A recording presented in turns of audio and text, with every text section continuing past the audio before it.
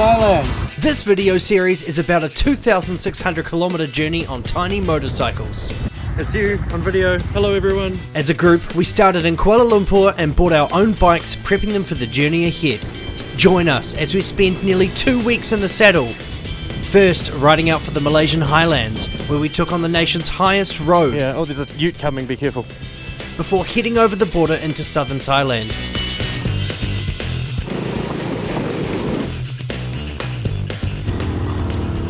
The largest capacity engine on this journey is 125cc, and we stayed in 8 different locations along the way. Anyway, this intro is long enough already. Let's kick into it.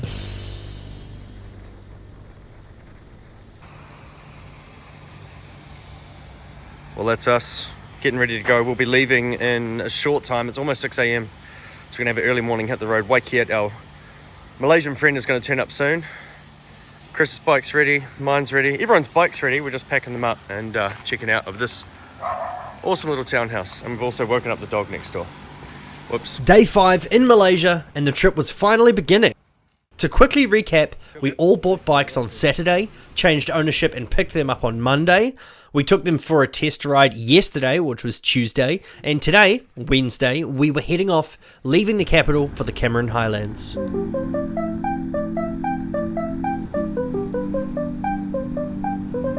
Our route to the Highlands wasn't exactly direct. The main highway was around 200 kilometers point to point, but we were taking a different route via Fraser's Hill, which would add around 100 kilometers extra to the journey. Departure was early at 6 a.m, and we rode for an hour till we reached our breakfast spot.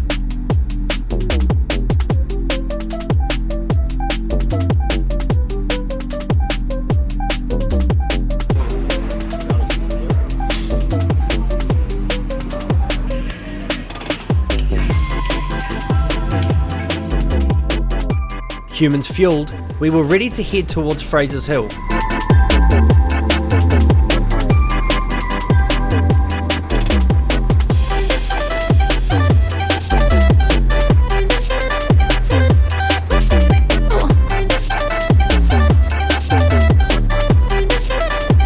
At the bottom is a dam called Sungai Selangor, so we decided to stop for a quick look at the reservoir. Cool. There you see. And then down into the reservoir. Reservoir seen, we were back on the road. Now, I didn't know it at this point, but I was about to traverse one of the best roads for small bikes I've ever ridden in the entire world. Coming up were endless corners, over 30 kilometers of riding perfection, and that would take us from 235 meters above sea level to around 1500 meters above sea level.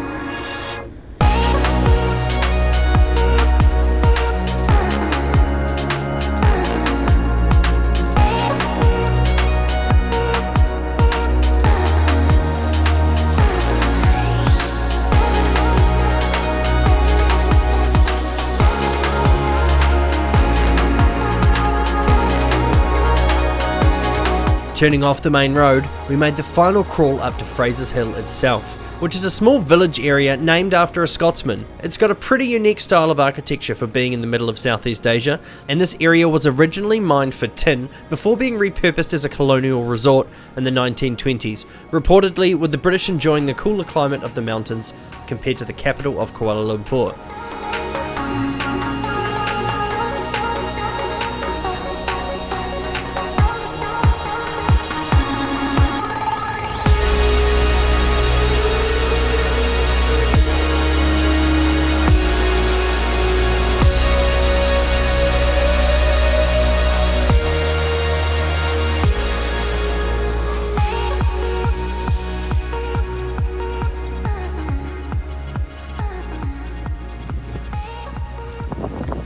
early bird does not catch the coffee.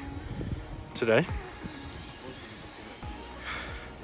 This place is called Fraser Hill, and yeah, they've just decided to make all the buildings look like they're from another country, and it's quite cool.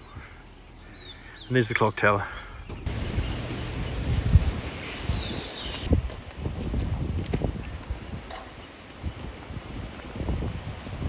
Yeah, that's it. This is the part that I don't usually show in the videos. The not riding. Just sit down, have a 3-in-1. How much did that cost? 6 ringgit for 3. 6 ringgit for 3, so 2 ringgit each. And this is 2 ringgit 50 cent for my medium cold Coke.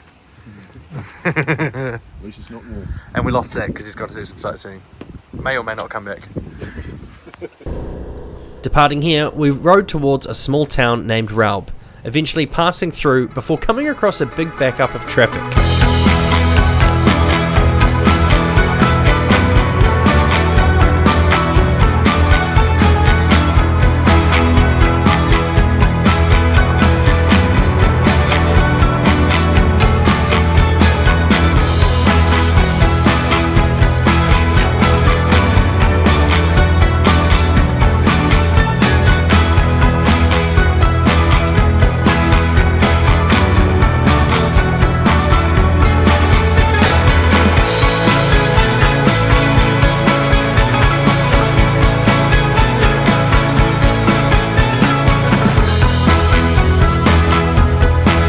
This was a harsh reminder of the place we were riding. Whilst Malaysia is generally a fairly safe place, the roads can be deadly, with nearly 6,500 people losing their life on the tarmac in 2023 alone.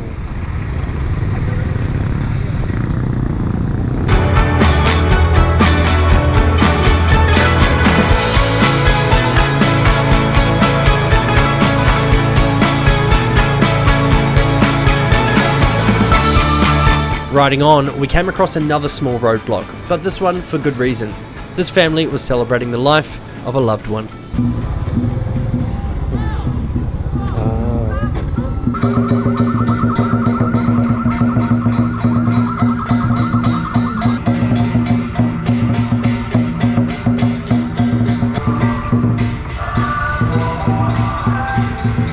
I'd be happy with that celebration for me, that's awesome. Soon, it was time for a fuel stop and a lunch break. Refueled, we hit the road again, getting closer and closer to the Cameron Highlands. Looks like it's a kitten. Look below your feet. The fast ride slow.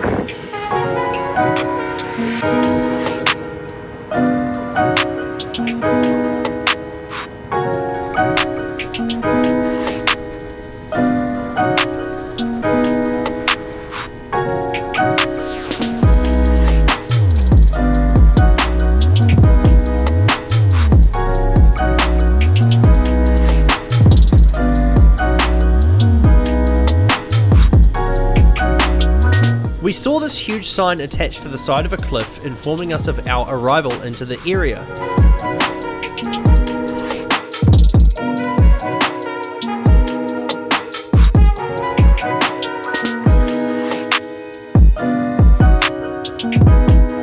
Slightly further down the road, we saw another big white sign, this time across the other side of another reservoir.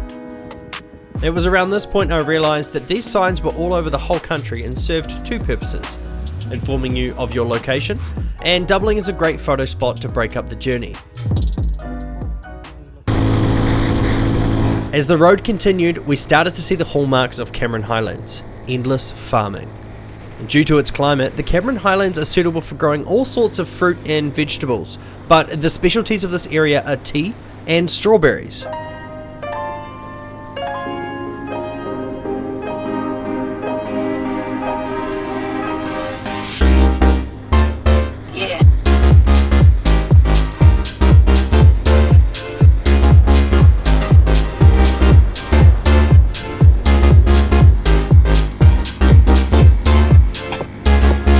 We finally turned onto the main road heading towards Cameron Highlands. after our large detour. Now the accommodation wasn't far away, but before our arrival we decided to stop at a tea plantation for ourselves. This one was Ipoh Tea Plantation. Actually, Ipoh have 4 different plantations in the area and also have the largest one in the whole country. Combined, Ipoh Tea's output creates over 4 million kilograms of tea per year. That's about 70% of the nation's supply.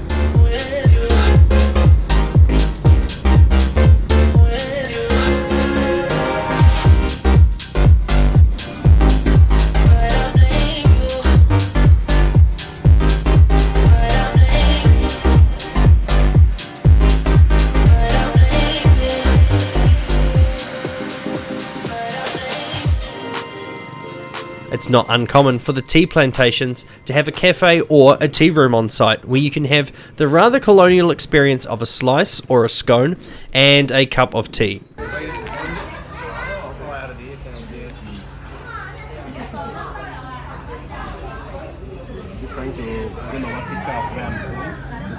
With the tea finished, it was finally time to head to our accommodation.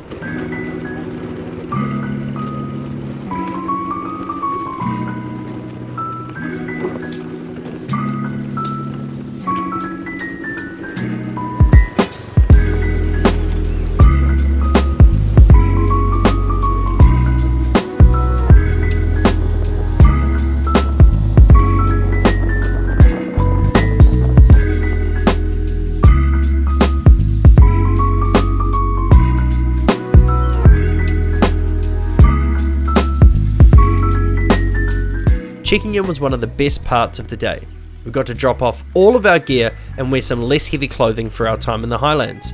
This specific area is called Tanah Rata, and we knew of one spot that we were certain to visit, the Time Tunnel Museum. This place was honestly amazing. Even Waikiat, a Malaysian local, was excited to see the knickknacks of an era gone by. Like most Southeast Asian nations, development in the country has skyrocketed in the past 20 plus years, and there was a time when most villages and shops looked like this museum was showcasing.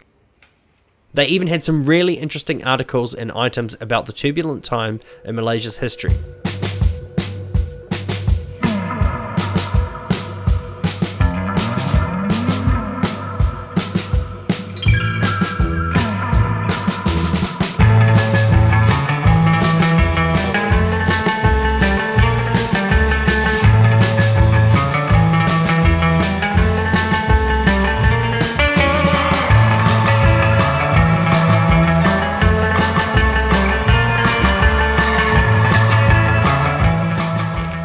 So if you're ever in Tanah Rata or in the Cameron Highlands, try come to this place. It's called the Time Tunnel Museum. It costs 8 ringgit for an adult to get in, 6 ringgit for a child. And it's just full of old knickknacks from Malaysia. You know, old shell advertisements, a very, region correct advertisement for Guinness that you just wouldn't see anywhere else in the world. Ovaltine. One of my favourites that I have seen so far is this, Milo. Everyone knows Milo. Look, tonic food drink. Prepared in Australia. Amazing.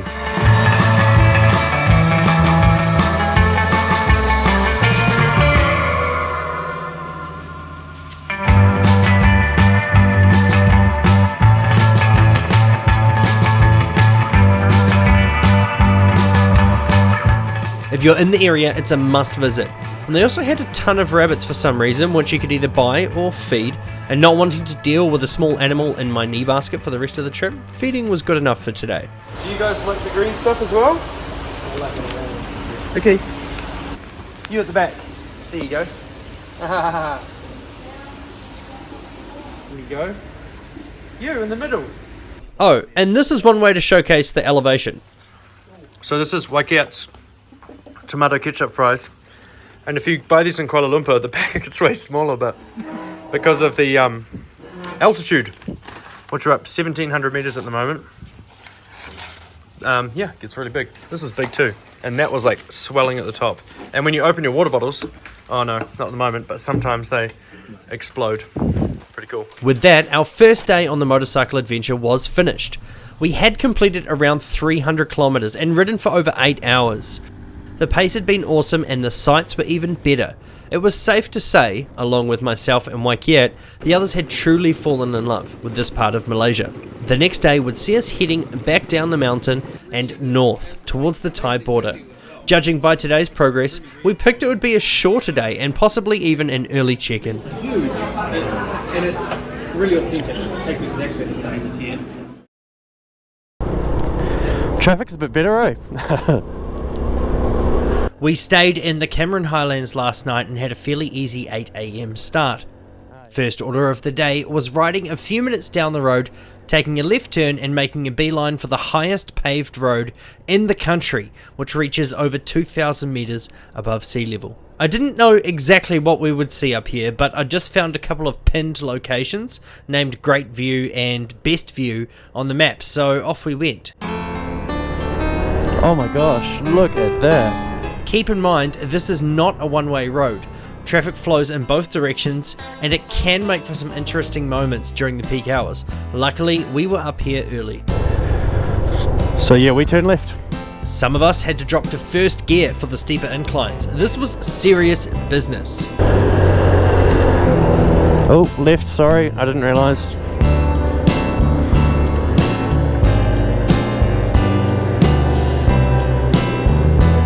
Thankfully, we had no issue with the carbureted bikes and the change in altitude. I'm in second, but not for long.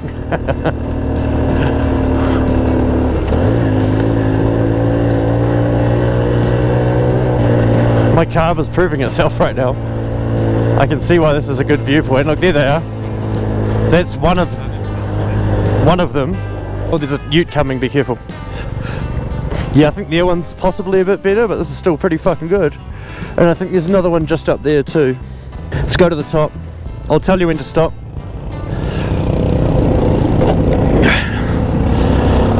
Ah, just up there. Yeah, that'll be it. This is it. Yep, that's it. Holy shit. Good view, eh? It was time to whip out the drone. This next clip is what I wish I could show people when they ask, what is the Cameron Highlands? Look at the screen.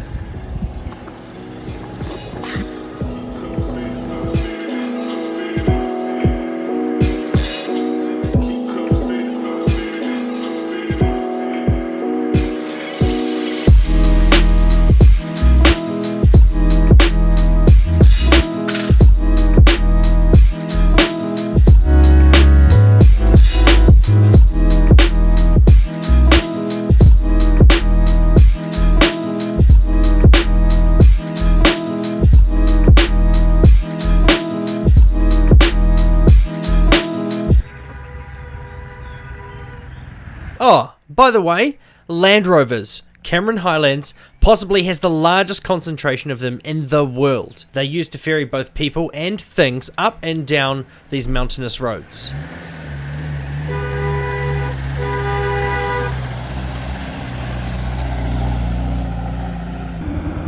Land Rover. Whilst a few of us hung out here and marvelled at the view, Andrew and Zach went to see the top, so off they rode. Land Rover.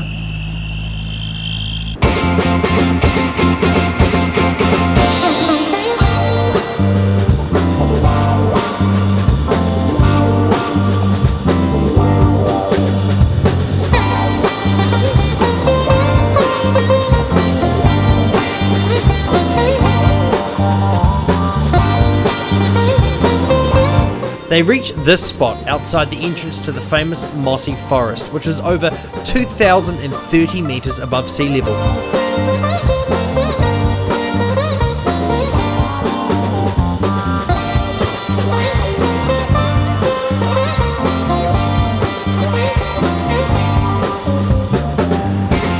Land Rover.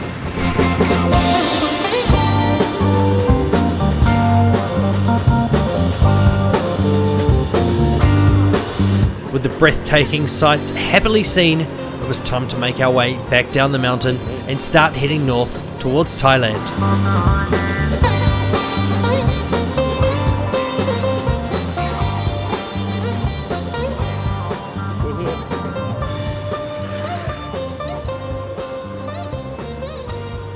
The traffic was a little busier on the way down, but we made it back to the main road without any major issues. It was time to head towards a city called Ipoh for late breakfast.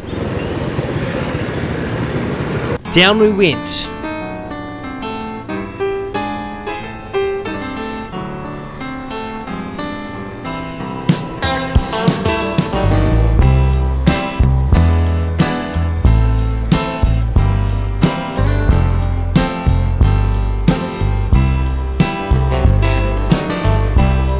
And for some reason we passed a replica Lord of the Rings village, Hobbitoon.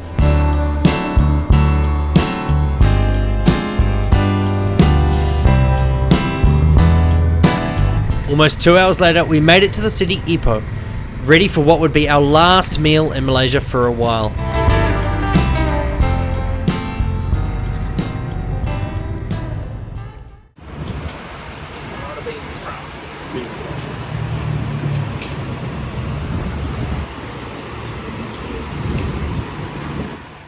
Lunch complete. Wait, that was actually breakfast, but by the time we hit the road again, it was already after 11 AM. Time to climb a hill, which Andrew and I had actually ridden on our first motorcycle trip 5 years ago. We knew this road, so we knew at the peak there would be an awesome tunnel, which would spit us out the other side.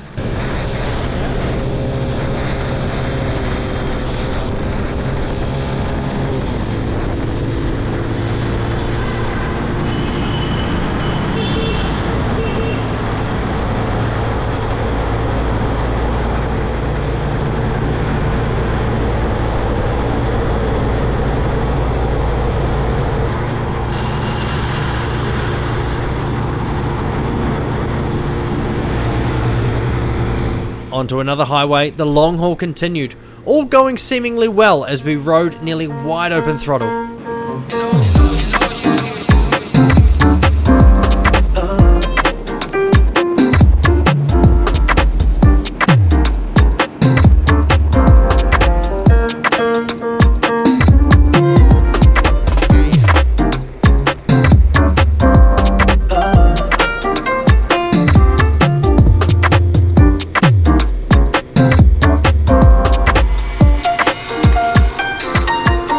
Okay, scratch that. Moray's bike actually stopped working.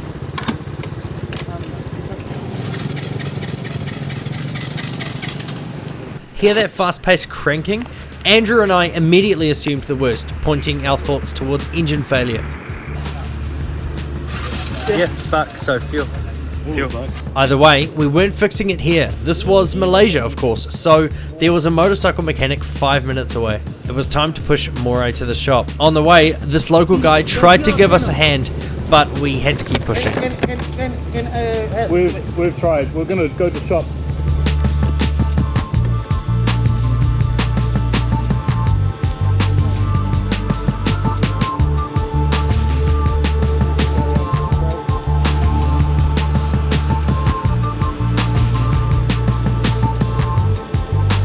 This shop was maybe 2 hours riding time from the Thai border, and at this point we had no idea what the issue was. As organizer, I started making plans in my head for the worst case scenario. Maybe Moray has to stay in Malaysia and wait for a fix, and then maybe he crosses alone later. Or maybe one of us stay with him while he gets it fixed. We could even ditch the bike and get him across the border and sort out the bike later. But before I could figure out those logistics, the bike was running mint, like nothing ever happened.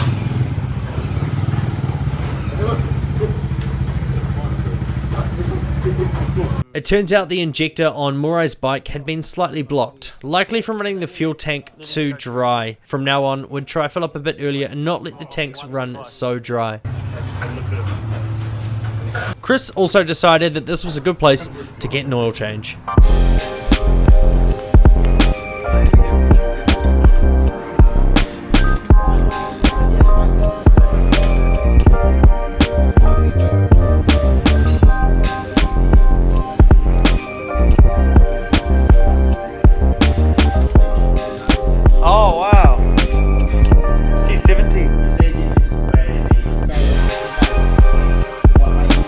This shop was awesome. The owner showed us through some of his personal bikes before we hit the road.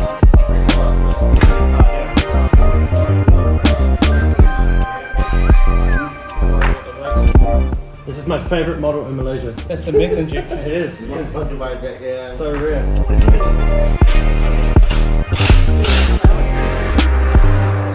Generally, if you go out at like midnight, 1 a.m., when I took an overnight bus from Kuala Lumpur to the border, yeah, about 1 a.m. in the morning, all the boys are racing on the side of the road.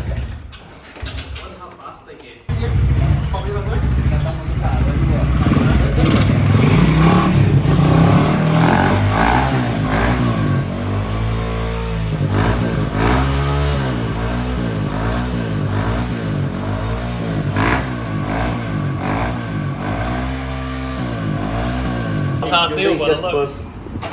Wow. Yeah. Oh, yes. Chainsaw the thing in half. Oh no, it's during the race. Oh, yeah. I'm not surprised. Oil everywhere, back wheel. The border was almost 150 kilometers away. It was after lunchtime now, and we had a while to go.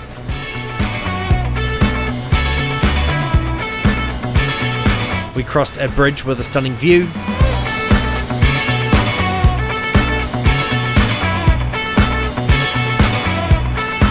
We started to see other groups heading towards Thailand on motorbikes.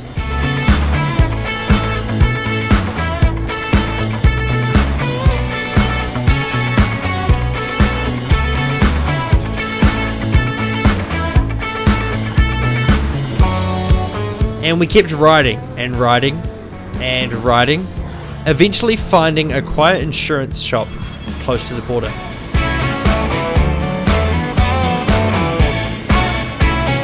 All vehicles heading into Thailand need insurance for their time in the country, so we all purchased a short coverage period here for our motorcycles. Finally, we're close. It's time to push for the Thailand border.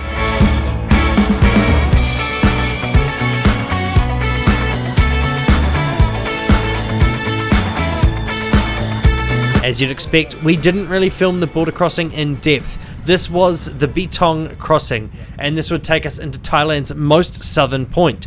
First, we presented our passports to exit Malaysia. From there, we had to ride a couple of 100 meters to the Thai side of the border. On this side, we would get off, with immigration and customs split into two sections. First, present our passports and gain entry into the country, and then once that was complete, it was time to present more paperwork to the Thai customs office for our vehicle, in this case, a motorcycle. With paperwork stamped and immigration staff content with everyone on the trip, we were finally in Thailand. Welcome to Thailand. So that's the border up there. We just crossed it. A little bit different than last time. Last time all we had to do was get all our documents together, present them at one person and come straight through. Here they've split it up into motorcycle, person and motorcycle. So we've done that, and here's all the people leaving, and we can't hang around there and wait. The time zone changed by an hour between countries, and it was around 4:30 p.m. by the time we made it across the Thai border. Welcome to Thailand.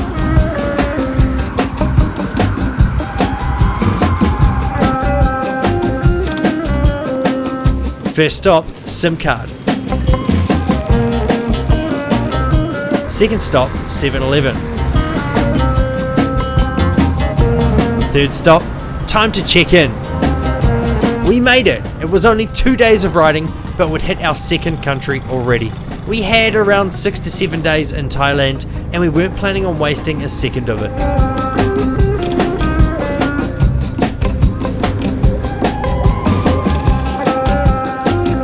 As soon as we'd arrived to drop off our bags, we left back into the small town of Betong. First, we visited a shop named after the road we'd be riding on tomorrow, Route 410. Thailand has plenty of enterprising locals, and those that live near great riding roads often set up shops selling stickers, apparel, and certificates of completion. I bought 4 shirts here, plenty of stickers, and I even got a certificate of completion for the road we would be doing tomorrow.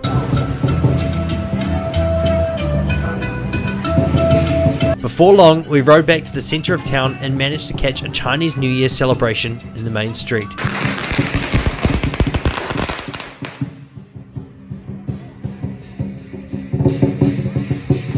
It was also at this point we looked around and realised no one was wearing helmets, even in front of police. Now, I'm the first person to suggest all the gear all the time, but I'm also a fan of the phrase when in Rome, and I like to live in the moment as much as I can. Feeling free and somewhat less safe, we rode around longer and eventually found a dinner spot.